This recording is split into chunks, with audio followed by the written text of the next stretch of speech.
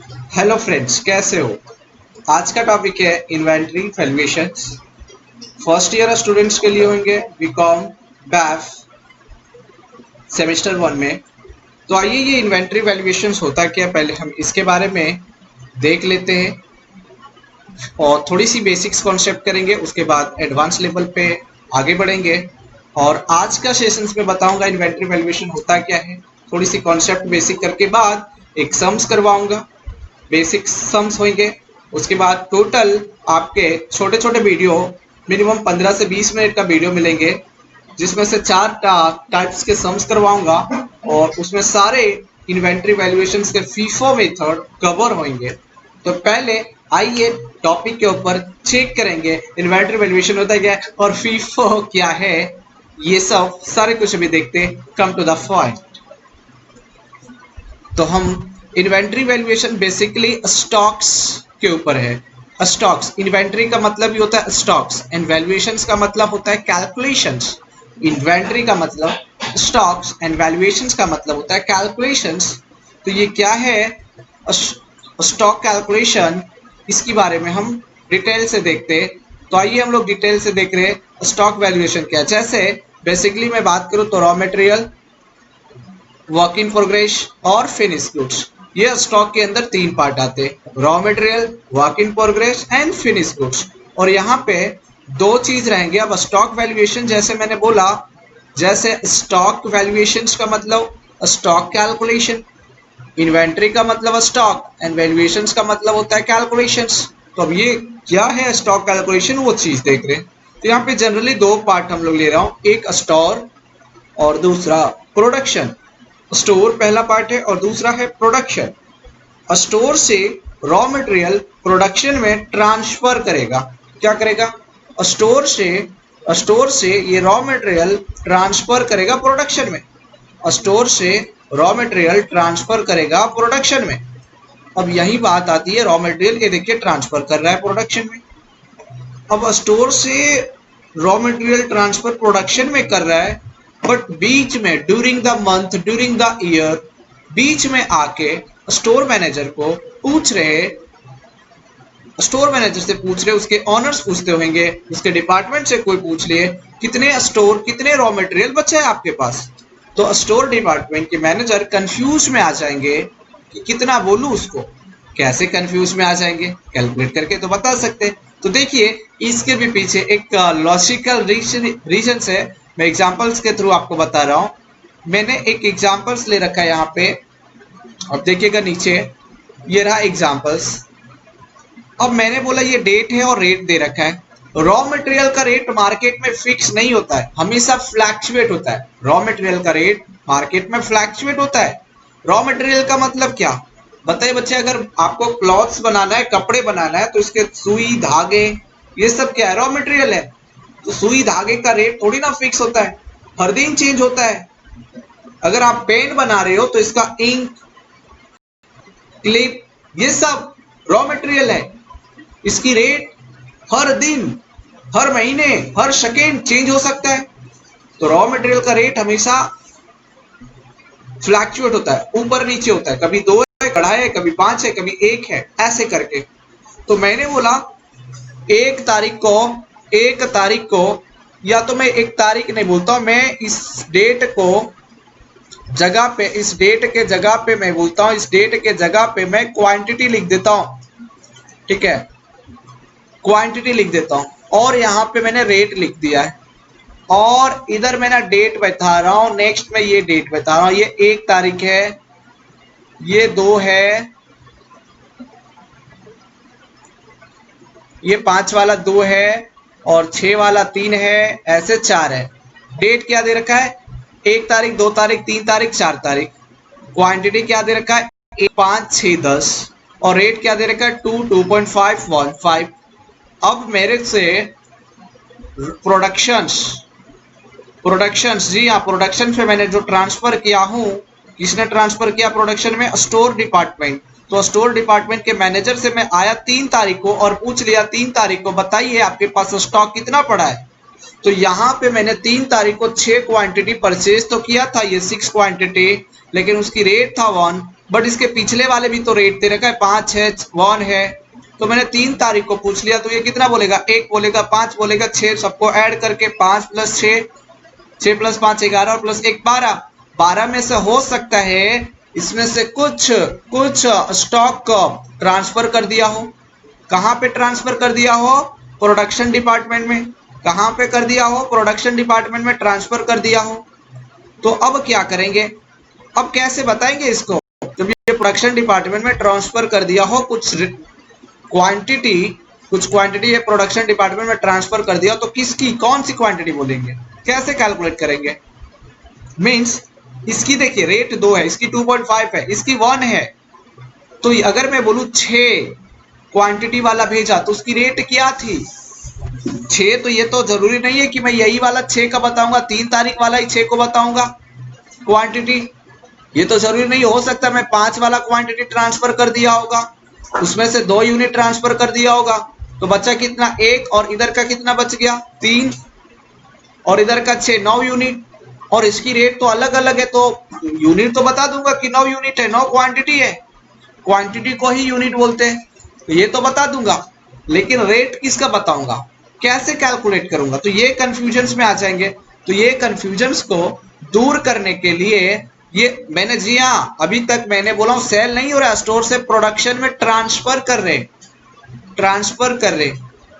तो इस कैलकुलेशन को करने के लिए कैसे एग्जैक्ट कराएगा, तो इसकी एक टेक्निक्स हम यूज करेंगे, जिसके लिए इसका कुछ मेथड्स अप्लाई करेंगे, और वो मेथड से ये टेक्निक्स इजी तरीके से कैलकुलेशन हो जाएगा, जिसको हम लोग बोलते हैं टाइप्स ऑफ मेथड। उसको कैलकुलेट करने के लिए 4 मेथड है, FIFO, weightage average, simple and LIFO method, जिसमें आपके सिलेबस में फर्स्ट ईयर का 2 है, फीफो और वेटेज।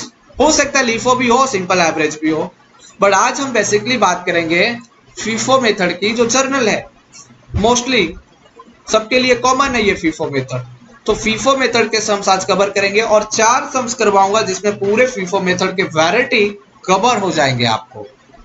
तो आइए अब हम लोग सम्स के ऊपर चलते हैं। ये बेसिक्स था। स्टॉक क्या है, स्टॉक को हम लोग कैलकुलेशंस करते हैं, स्टोर टू प्रोडक्शन में, स्टोर से प्रोडक्शन में ट्रांसफर कर रहा हूं। तो अब मुझे बताइए, स्टोर में बीच में कोई भी टाइम आके मैंने स्टोर का मैनेजर से पूछा कितने स्टोर बाकी है, कितने आपके स्टोर में क्वांटिटी है, तो ये कंफ्यूज हो जाएगा कि कितना बोलूं, बिकॉज रेट फ्लैक्चुएट होता है मार्केट में, ऊपर नीचे होता है, इसके कारण वो कंफ्यूज हो जाएगा, जिससे वो एग्जैक्ट नहीं प्रॉपर बता पाएगा। जैसे अगर मैं बात करूं आयरन की, शुगर की, तो 50 केजी शुगर है, लेकिन वो 50 केजी खरीदने में पहले 5 केजी खरीदा, फिर 10 केजी खरीदा, फिर 2 केजी खरीदा, लेकिन रेट तो सबका अलग अलग लगा होगा।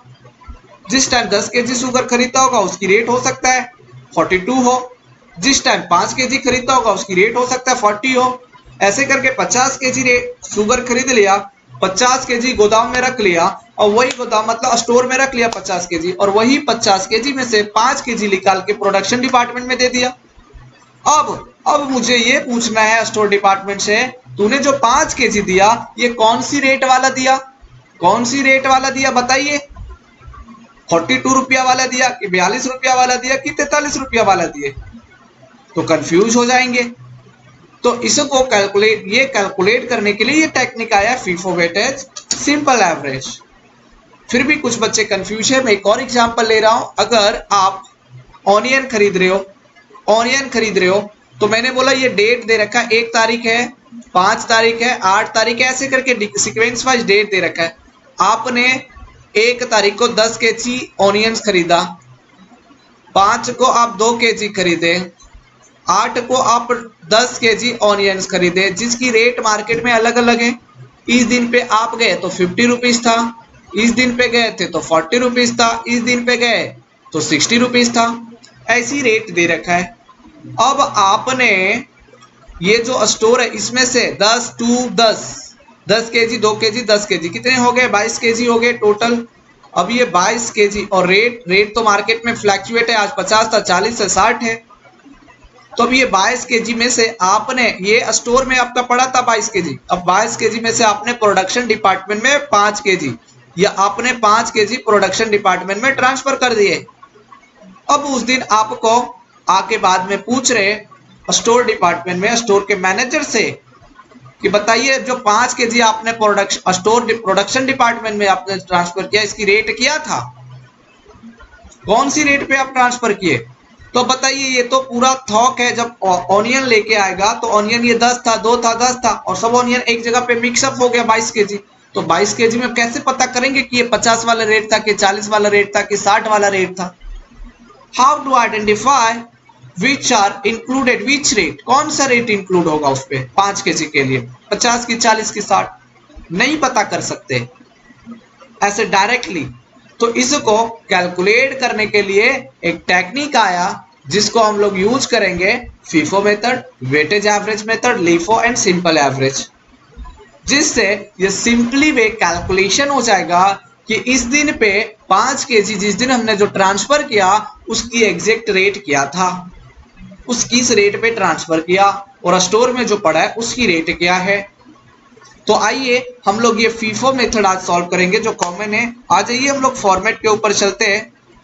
आपको पहले फॉर्मेट कैसे बनाना है और ये स्टोर लेजर बनाना है। जी हाँ, स्टोर लेजर्स आपको बनाना है, लेजर्स अकाउंट बनाना है। आप जो 11th-12th में पढ़े थे वो आपका लेजर्स अकाउंट आपका अलग तरीके से आप देखे रहेंगे और यहाँ पे ये जो देख रहे हैं ये अलग तरीके से देखे रहेंगे। इसको भी इसी को बोलते हैं स्टॉक लेजर्स अकाउंट। आप जो 11th-12th में पढ़े थे वो अकाउंट्स का फॉर्मेट था, लेजर अकाउंट्स। जो आप पास याद कीजिए, डेबिट फिर पर्टिकुलर्स आता था, एलएफ आता था, ऐसे करके आप डेबिट कॉलम क्रेडिट कॉलम बनाते थे, वो आपका 12 था, अकाउंट्स फॉर्मेट बोलेंगे। यहाँ पे हम स्टेटमेंट फॉर्मेट बोलेंगे इस लेजर को, क्या बोलेंगे? Statement format. तो ऊपर आ जाइए, हम लोग को लिखना पड़ेगा स्टोर लेजर्स, स्टोर लेजर और ब्रैकेट में मैं लिख देता हूं फीफो मेथड, फीफो मेथड। आज हम लोग ये फीफो मेथड सॉल्व करेंगे। तो आपका ये फॉर्मेट है। क्वेश्चन सर क्या है, हम क्वेश्चन आपको दिखा रहे, क्वेश्चन पहले डिक्टेट करेंगे फिर हम सॉल्व करेंगे। तो ये स्टोर लेजर फीफो मेथड का फॉर्मेट है। पहला डेट आ जाएगा, फिर परचेज आएगा, फिर सेल आएगा, फिर बैलेंस आएगा। परचेज के अंदर अगेन 3 कॉलम क्रिएट करना है, पहले डेट, परचेज, सेल, बैलेंस। फिर परचेज के अंदर 3 column, unit, rate, amount, unit, rate, amount, unit, rate, amount. ये आपका फॉर्मेट है। आई होप फॉर्मेट आपको समझ में आ गया रहेगा। जी आप बोलिए, बोलिए, आप बोलिए, फॉर्मेट आगे समझ में कैसे बनाना है? Very good, excellent. बच्चे बोल रहे फॉर्मेट सर आ गया। तो अब आ जाइए, अब हम लोग क्वेश्चंस आपको करवा रहे। आज क्वेश्चंस पे आते हैं। पहले हम लोग क्वेश्चंस 1 डिक्टेट करेंगे, फिर उसके बाद कंटिन्यू इसके सम सॉल्व करेंगे। फिर दूसरे पार्ट में मैंने बोला टोटल 4 पार्ट लूंगा, फीफो पूरा फिनिश हो जाएगा और वेटेज भी करेंगे, तो वहां पे भी हेल्पफुल होगा ये आपका। जी हाँ, बहुत कुछ हेल्पफुल होगा, क्योंकि अगर ये मेथड आपको आ गया तो वेटेज भी सिंपली तरीके से समझ में आ जाएगा। और अगर ये 4 पार्ट आप कर लेते हो तो वेटेज में आपको मिनिमम 2 ही पार्ट करना पड़ेगा। तो फीफो और वेटेज कितने पार्ट में कंप्लीट होगी? 6 पार्ट में, और एक एक वीडियो आपको 15 से 20 मिनट का होगा, ज्यादा से ज्यादा। चलिए, अगर थोड़ा बहुत बड़ा हो गया तो उसके लिए माफी चाहता हूं। आइए क्वेश्चंस नंबर हम 1 कर लेते हैं, इन्वेंट्री का।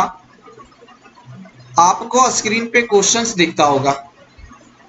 जी हाँ, आपको स्क्रीन पे क्वेश्चंस दिखते होंगे। क्वेश्चन थोड़ा बड़ा दिख रहा है, हम इसको थोड़ी सी छोटा कर देता हूँ। चलिए आ जाइए, क्वेश्चंस अभी आपको दिख रहा है।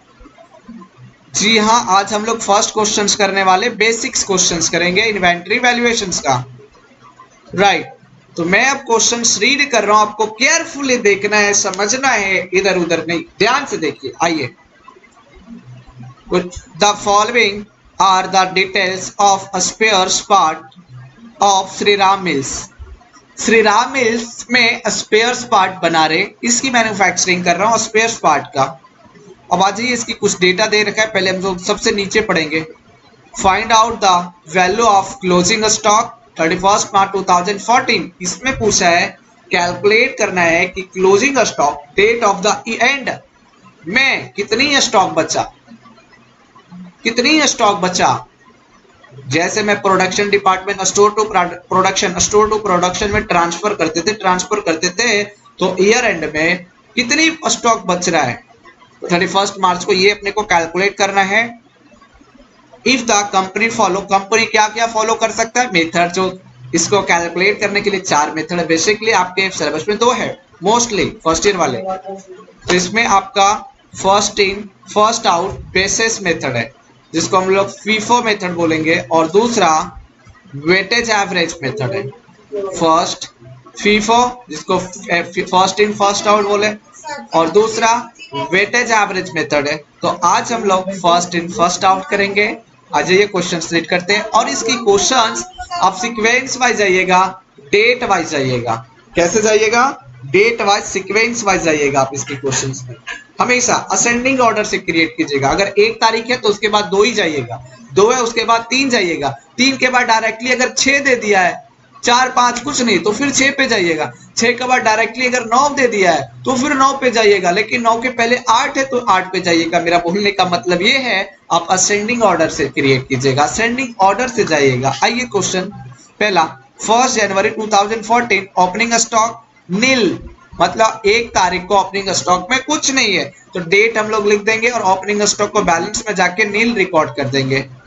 फिर 1 जनवरी 2014 अगेन वही डेट को परचेज हो रखा है, कितना यूनिट? 100 यूनिट परचेज हो रखा है, जिसकी रेट है 30 पर यूनिट, मतलब 100 यूनिट परचेज कर रहा हूं। यूनिट का मतलब क्वांटिटी भी हो सकता है 100 यूनिट। जैसे मैंने बोला ये पेन है हमारा 1 यूनिट है, ऐसे ऐसे 100 पेन को हम 100 यूनिट बोलेंगे। ऐसे में 1 यूनिट की कॉस्ट है 30 रुपया, कितनी यूनिट खरीद रहा हूँ? 100 यूनिट। तो 30 इंटू 100 करेंगे तो कितना हो जाएगा? 3000। जी हाँ, राइट आपने पकड़े 3000, तो 3000 हो जाएगा इस डेट को। फिर नेक्स्ट दे रखा है 15 जनवरी को इशू हो रहा है। इशू का मतलब होता है सेल, इशू का मतलब होता है सेल फॉर कंजम्पशन, कंजम्पशन का मतलब raw material, raw material production department में जाएगा तो फिनिश गुड्स पे तैयार होगा, तो कंजम्पशन हो रहा है फिलहाल। इशू का मतलब सेल, कितना यूनिट? 50। सर इशू का रेट नहीं दे रखा, इशू का रेट थोड़ी ना रहेगा। बताइए, हम लोग स्टोर से लेके प्रोडक्शन में क्या करते हैं? सेल थोड़ी ना करते, वो तो सेलिंग प्राइस हो जाते। क्या करते हैं? ट्रांसफर करते हैं। तो ट्रांसफर पे हम सेल्स का रेट नहीं लेंगे, परचेज का ही रेट लेंगे। ट्रांसफर कर रहा हूं मैं, राइट, तो इसलिए सेल का रेट नहीं दिया और देना भी नहीं चाहिए। अगर दिया भी रहेगा सेल्स का रेट तो इग्नोर करेंगे, सेल्स का रेट दिया होगा तो इग्नोर करेंगे। आगे बढ़ते, परचेज दे रखा। नेक्स्ट फर्स्ट, कुछ बच्चे का ये डाउट आ रहा है सर सेल्स का रेट क्यों इग्नोर करेंगे? अभी तो सम्स स्टार्ट हुए, अभी तो बाकी है, अभी पूरा पिक्चर्स। अभी देखिए मैंने क्या बोला, ये स्टोर से लेके ये प्रोडक्शन में ट्रांसफर हो रहा है, स्टोर से लेके ये प्रोडक्शन में ट्रांसफर हो रहा है, ये स्टोर से प्रोडक्शन में ट्रांसफर हो रहा है, सेल थोड़ी ना हो रहा है। तो स्टोर में जब कहीं से, स्टोर में कहां से आया रॉ मटेरियल? मार्केट से आया रहेगा, ये मार्केट से यहाँ पे आ रहा है, तो स्टोर वाला परचेज करता होगा, मार्केट से स्टोर वाला परचेज करता होगा, तभी तो स्टोर में आके रखा पहला ही पूरा का पूरा थोक रॉ मटेरियल, और परचेज वाला ही यही वाला ट्रांसफर कर रहा है प्रोडक्शन के डिपार्टमेंट में। तो ट्रांसफर कर रहा है तो सेल्स का रेट कहां से आएगा? जब ये मार्केट में सेल करेगा तब तो सेल का रेट आएगा। ये तो ट्रांसफर कर रहा है प्रोडक्शन में, रॉ मटेरियल को फिनिश गुड्स पे तैयार होने के लिए भेज रहा है प्रोडक्शन में। तो जो ये परचेज का रेट था वही परचेज का रेट यहाँ पे काउंट करेंगे हम लोग, और अगर सेल का रेट दे रखा है तो सेलिंग प्राइस को इग्नोर करेंगे फीफो मेथड्स पे। ठीक है सर, आइए हम लोग सम्स के ऊपर अब चलते हैं।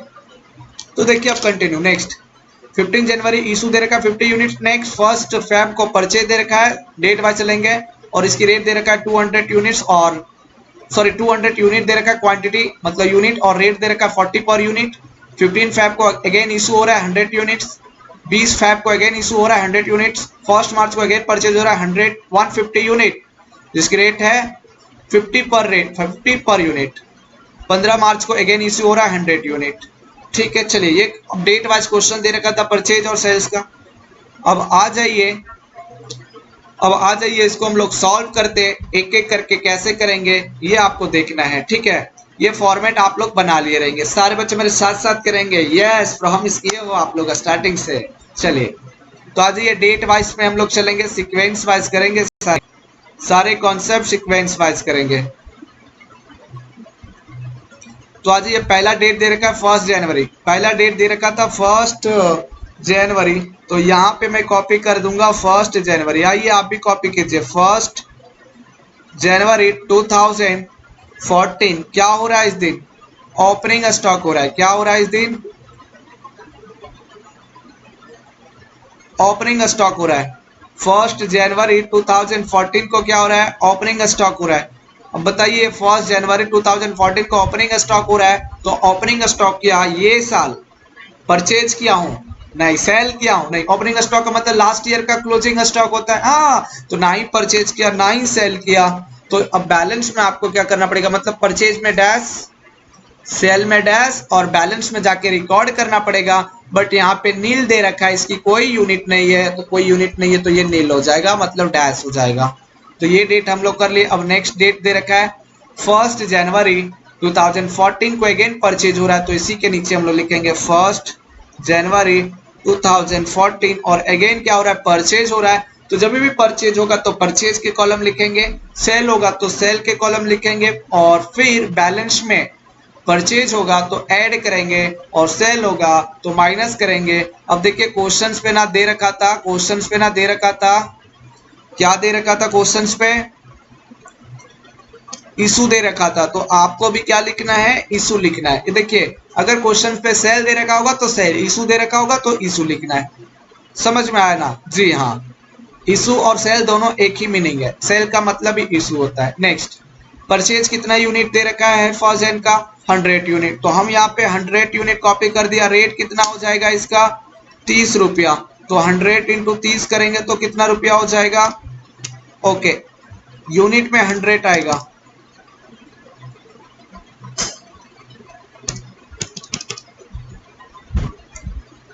तो यहाँ पे कितना हो जाएगा 100 और रेट कितना हो जाएगा 30 रुपया, तो अमाउंट कितना हो जाएगा, 100 इंटू 30 करेंगे तो कितना हो जाएगा 3000। 100 इंटू 30 कीजिए, 3000 रुपया हो जाएगा। 100 इंटू 30 करेंगे तो कितना होगा 3000, राइट। अब ये 3000 को कॉपी कहाँ पे करना है, देखिए 100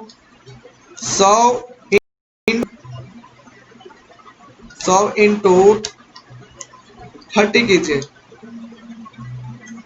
100 इंटू 30 कीजिए, 100 इंटू 30 कीजिए, 30,000 रुपया, ठीक है।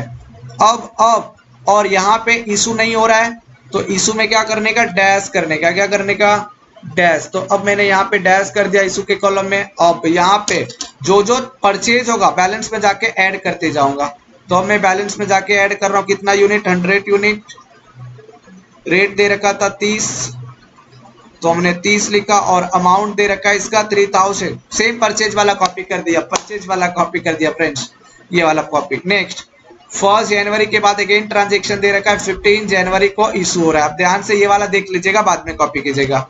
15 जनवरी 2014 को इशू हो रहा है, तो सीधा हम आ जाएंगे इशू वाले कॉलम पे और परचेज पे डैश करेंगे, क्योंकि परचेज का कोई ट्रांजेक्शन नहीं है। अब ध्यान से सुनिएगा, इशू हो रहा है तो कितना इशू हो रहा है, 50 यूनिट।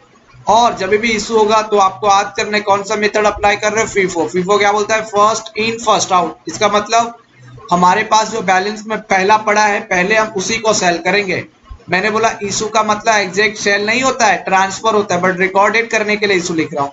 तो मेरे पास जो बैलेंस पड़ा है उसी को हम इशू कर सकता हूँ। मेरे पास स्टोर में जो रॉ मटेरियल पड़ा है उसी को हम प्रोडक्शन में भेज सकता हूँ, लेकिन जो पहले आ रखा है पहले हम उसको भेजे, उसको सेंड करेंगे, फिर बाद में जो आ रखा है उसको करेंगे। फिलहाल यहाँ पे तो एक ही आ रखा था 100 यूनिट, तो 100 यूनिट में मेरे को कितना चाहिए, 15 जनवरी को 50 यूनिट, तो हम यहाँ पे कितना ले रहा हूँ 50 यूनिट, और जिसकी रेट क्या हो जाएगा ये 30 रुपया।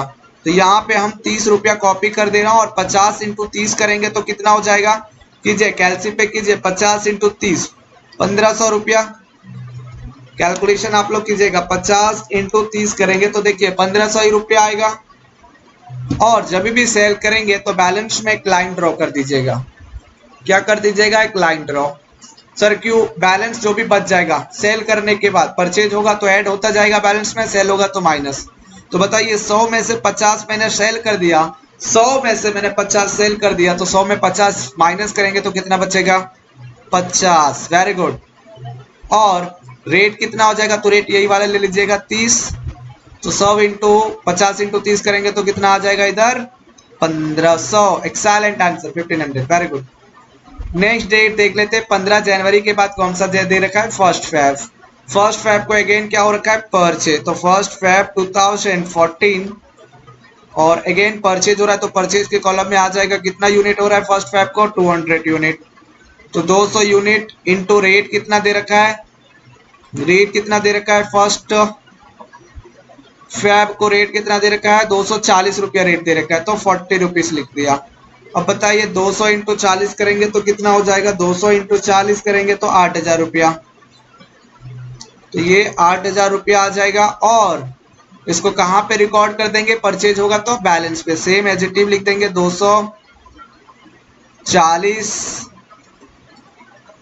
और ये आ जाएगा 8000, ये आ जाएगा 8000 और यहाँ पे इशू में क्या करना पड़ेगा डैश।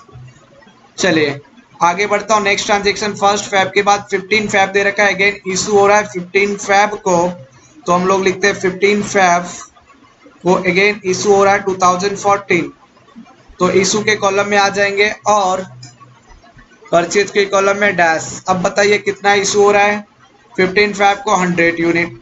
तो अब यहाँ पे 100 यूनिट नहीं लिख सकते, ये 100 यूनिट डायरेक्ट नहीं लिख सकता हूँ मैं यहाँ पे, ये 100 यूनिट डायरेक्ट नहीं लिख सकता। क्यों, बिकॉज फीफो बोलता है first in first out, first in first out मुझे 100 यूनिट सेल करना है, लेकिन फीफो बोलता है फर्स्ट इन फर्स्ट आउट। जाके देखिए बैलेंस में आपके पास कितना पड़ा है, फर्स्ट में मेरे पास 50 था फिर 100 आया 200 आया, तो मेरे पास पहले 50 है फिर 200 है।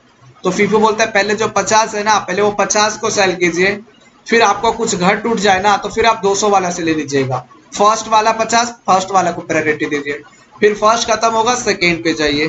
तो मेरे को कितना चाहिए 15 फैब को 100 यूनिट, यहाँ पे कितना पड़ा है 50, तो मैं पहले ये 50 ले लेता हूँ यहाँ पे जिसकी रेट कितना दे रखा है 30 रुपया, तो मैंने ये 30 भी कॉपी कर दिया। तो 50 इंटू 30 करेंगे तो अगेन कितना हो जाएगा वो 1500 रुपया और मेरे को टोटल कितना चाहिए था 100 यूनिट जिसमें 50 ले लिया। अब ये 50 खत्म तो इसके नीचे भाई लाइन का ऊपर आप भूल जाइएगा क्योंकि लाइन का ऊपर हम लोग माइनस करके जो बचा ये 50 वही तो कॉपी किया हूँ। तो अब ये 50 ले लिया अगेन, अब ये 200 बचा, अब 200 में से अगेन 200 में से अगेन कितना मुझे चाहिए क्योंकि टोटल 100 यूनिट चाहिए था 15 फैब को 50 ले रखा हूँ, कितना चाहिए बोलिए आप बोलिए, वेरी गुड 50 और चाहिए तो 50 कॉपी कर दिया। और रेट क्या हो जाएगा इसका, ये 200 में से 50 गया तो 200 का रेट क्या था 40, तो इसका रेट भी क्या हो जाएगा 40 40, तो 50 इंटू 40 करेंगे तो कितना हो जाएगा 2000 राइट, 50 इंटू 40 करेंगे तो कितना हो जाएगा 2000। और जैसे सेल होगा तो हम लोग क्या करेंगे बैलेंस में एक लाइन ड्रॉ कर देंगे। तो ये लीजिए हम लोग कर दिए लाइन ड्रॉ। अब हम लोग आ जाइए कॉपी कर देते लाइन ड्रॉ। अब देखिए 50 में से 50 सेल हो गया, कुछ बचा क्या नहीं, 50 में 50 चला गया नहीं, 200 में 50 गया तो कितना बचेगा 150, एक्सेलेंट आंसर 150। और रेट क्या हो जाएगा देखिए 50 में 50 चला गया 0, 200 में 50 गया 50 और 200 में 50 ये वाला रिकॉर्ड हुआ ना तो इसकी रेट क्या हो जाएगा 40 40। तो 150 इंटू हम 40 करेंगे तो कितना आएगा 150 इंटू 40 करेंगे तो आएगा 6000 रुपया। यहाँ पे हमने कॉपी कर दिया 6000 रुपया। अब आगे बढ़ता हूँ नेक्स्ट ट्रांजेक्शन 15 फैब हो गया, नेक्स्ट 20 फैब दिख रहा है तो इसके बाद मैं लिख रहा हूँ 20 फैब 2014 और 20 फैब को क्या हो रहा है अगेन इशू हो रहा है, 20 फैब को अगेन इशू हो रहा है तो इशू के कॉलम में अगेन आएंगे हम लोग और परचेज में क्या कर देंगे डैश। तो देखिए अब 20 फैब को क्या हो रहा है इशू कितना 100 यूनिट, तो आ जाइए 100 यूनिट कहाँ से लेंगे बैलेंस से, सेल करना है 100 यूनिट। फीफो क्या बोलता है फर्स्ट इन फर्स्ट आउट, ये लाइन मार दिए ना इसके ऊपर भूल जाइएगा क्योंकि इसके ऊपर वाला बैलेंस जो बचा वो हम लोग नीचे रिकॉर्ड कर दिए। तो हमारे पास कितना है 150, 150 में मुझे कितना चाहिए 100 यूनिट, 20 फैब को कितना चाहिए 100, तो क्या 150 में 100 ले सकता हूँ, यस ले सकता हूँ। तो 150 में मैंने 100 यूनिट ले रखा और 150 का रेट था 40 तो उसी में 100 ले रखा हूँ तो इसका भी रेट क्या हो जाएगा 40। तो 100 इंटू 40 करेंगे तो कितना आ जाएगा 4000 और अगेन सेल किया हो तो फिर से क्या कर दूंगा एक लाइन मार दूंगा। तो लाइन ड्रॉ कर दिया। अब बताइए 150 में से 100 चला गया, ये वाला है 150 में से 100 चला गया तो कितना बच जाएगा बताइए कितना बचेगा, यस बचाइए 150 में 100 गया तो कितना 50, वेरी गुड एक्सेलेंट 50 बच जाएगा। और यहाँ पे रेट क्या हो जाएगा 40, तो यहाँ पे मैं लिख देता हूँ 40, तो रुपया कितना आ जाएगा 2000। यस, तो बैलेंस में आ गया 2000। 50 इंटू 40 करेंगे तो कितना होगा 2000। तो मैंने कॉपी करके लिख दिया 2000। परफेक्ट है, आगे बढ़ता हूँ। 20 फेब के बाद नेक्स्ट ट्रांजेक्शन क्या दिख रहा है, 1 मार्च को।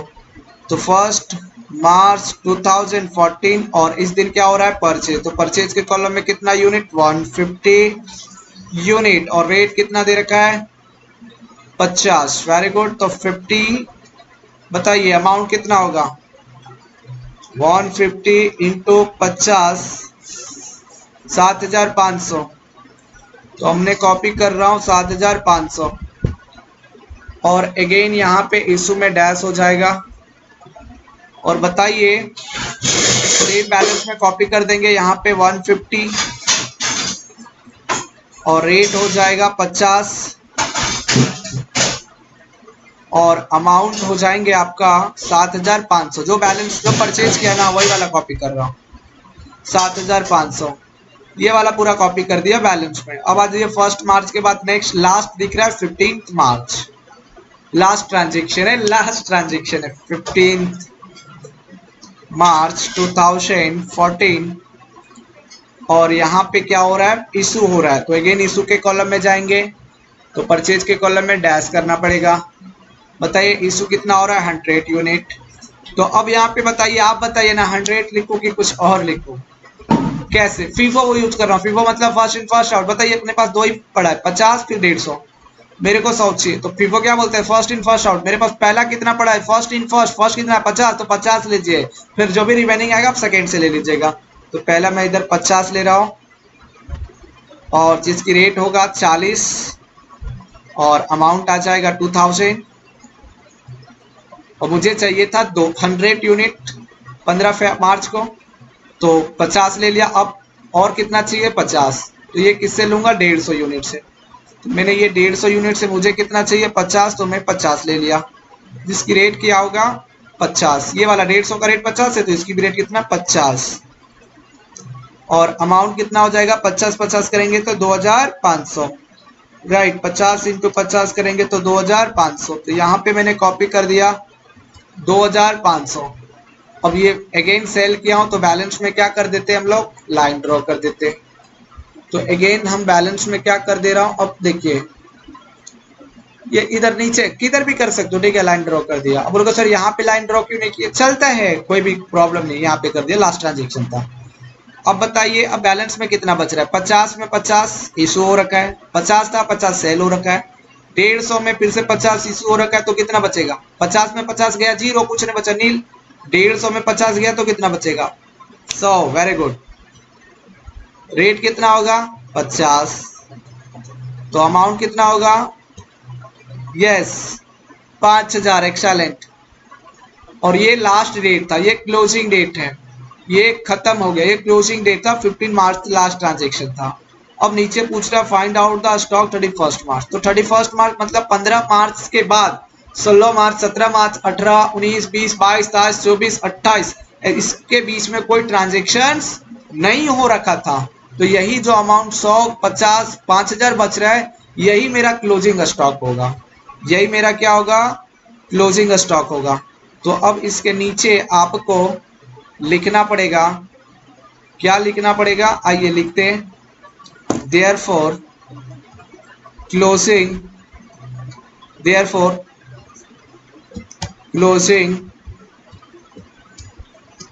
stock of units,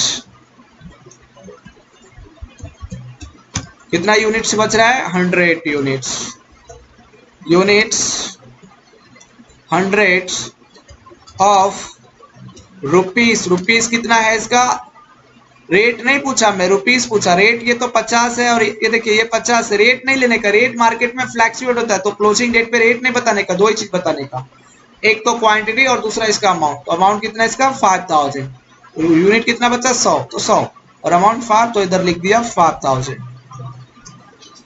full stop कर दिया। बस ये सम कंप्लीट हो गया फ्रेंड्स, ये देखिए ये सम कंप्लीट हो गया आपका, ये पूरा सम्स कंप्लीट हो गया आपका। ये देखिए यहाँ से हम लोग किए थे, ये पूरा कंप्लीट। ये सिंपल था, ठीक है। सिंपल नहीं है मतलब फीफो मेथड में यही एप्लीकेशन करेंगे और ये सिंपल है। ऐसे अभी पार्ट 2, पार्ट 3, पार्ट 4 3 पार्ट और करवाऊंगा, फीफो खत्म हो जाएगा। उसके बाद 2 पार्ट और करवाऊंगा, वेटेज भी खत्म हो जाएगा आपका, पूरा वैरायटी पूरा कॉन्सेप्चुअल के साथ सभी सब। तो चलिए बाय बाय। अच्छा लगे तो सब्सक्राइब कर दीजिए चैनल, ठीक है। चलिए bye bye friends, thank you.